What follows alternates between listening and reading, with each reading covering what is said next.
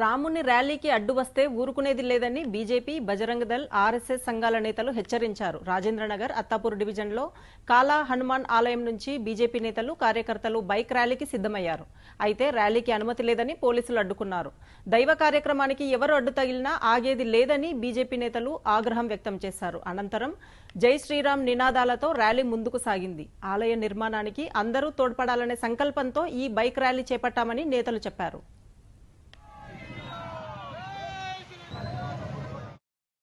జన్మభూమి bike rally నిర్వహిస్తుంటే పోలీసులు permission అంట. మన దేశంలో, మన రాజ్యంలో, మన రామరాజ్యంలో పర్మిషన్ అనే చెప్తున్నారు.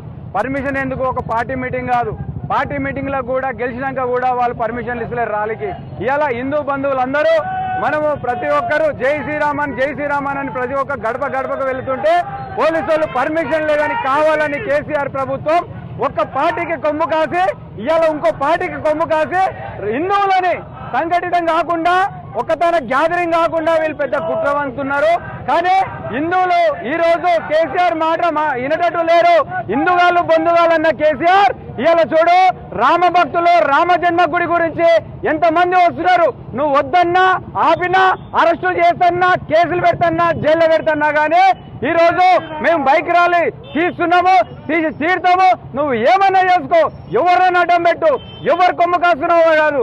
ఒక్క పార్టీకి నువ్వు కొమ్ము కాసి ఇలా హిందువులని జాగ్రత్తం కాకుండా హిందువులందరినీ సంఘటితం చేయకుండా నువ్వు చేస్తున్న కుట్రకు ఇది ఖబర్దార్ కేసీఆర్. హిందువులందరూ ఒకటైతారు, హిందువులు కాదు బంధుగాళ్ళు అన్నావు నువ్వు. వీళ్ళందరూ ఒకటైతారు. ఒకటై రేపు శ్రీరామ జన్మభూమికి ప్రతి ఒక్కరూ పాలు పంచుకుంటారు. శ్రీరామ జన్మభూమి బైక్ ర్యాలీ నిర్వహిస్తుంటే పోలీసులు పర్మిషన్ అంట. మన దేశంలో, మన రాజ్యంలో, మన రామరాజ్యంలో పర్మిషన్ అనే చెప్తున్నారు. పర్మిషన్ ఎందుకు? ఒక పార్టీ మీటింగ్ కాదు. పార్టీ మీటింగ్ లో కూడా